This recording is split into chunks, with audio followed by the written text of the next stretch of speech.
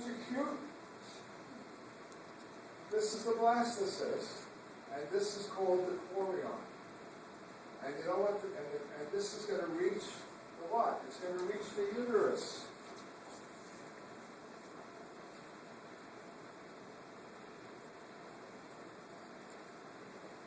Right about here is the blastocyst, down here. And now it's going into the uterine cavity, and what is it doing?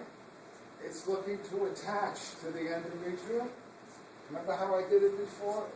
I don't like it. Detach. And it may spend 2-3 days, I'm not kidding, floating around, attaching, detaching. It says, I'd rather die than attach to a crappy endometrium. And then when it attaches, look what happens. Wow. It attaches to the endometrium and it burrows its way in. This is the endometrium. That's you. The endometrium covers over.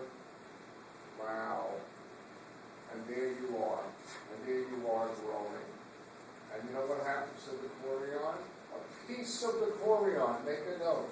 This end of it meets the endometrium, and you know what this is going to make?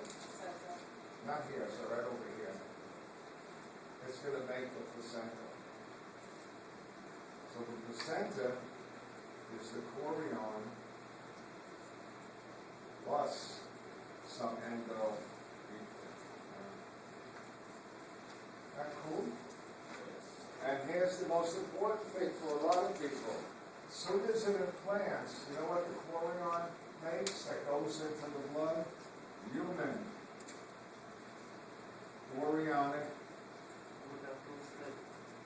gonadotrophin. You know what its job is? It keeps the corpus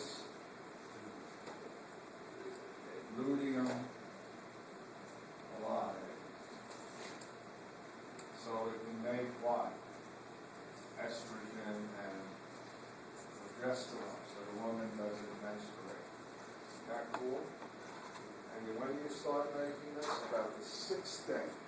3 days in the fallopian tube, 3 days where you're floating around in the uterine cavity. As soon as it implants, a few hours, the chorion begins to release what? HCG, gets into the blood, and that's what you test for in the pregnancy test.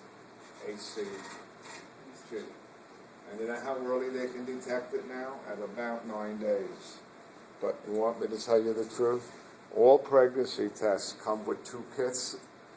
If it tests negative or positive, on day 14 or 15, do it again. Just in case it's a false what? Negative or a false positive. But they've gotten really good on the HCG. So what makes up the placenta? A piece of the chorion attached to a piece of the endometrium. And the chorion what? Makes HCG, which keeps the corpus luteum alive. And the corpus luteum is making what? Estrogen and progesterone. And at the 3rd month, guess what? The corpus luteum says, I am tired. I've been working so hard. I'm going to die. And it does. But you know who's making the estrogen and the progesterone? The placenta. All right? Up until, and so when you give birth, you know why a lot of women get blue and they get very depressed? Because you give birth to the baby, oh, I'm so happy. And then you give birth to the placenta and your estrogen and progesterone, what? Goes to 0. And that causes a lot of what?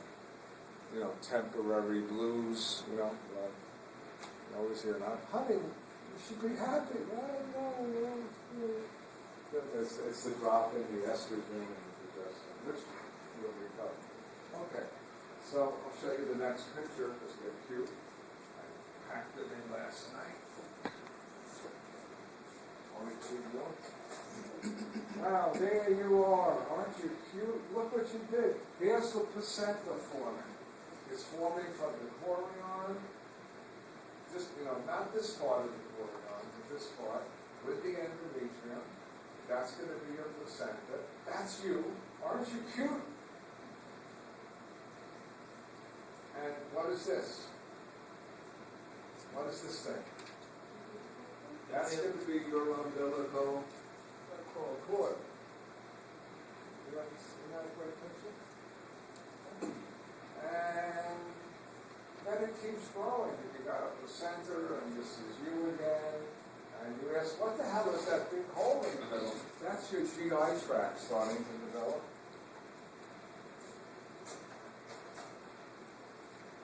There you are.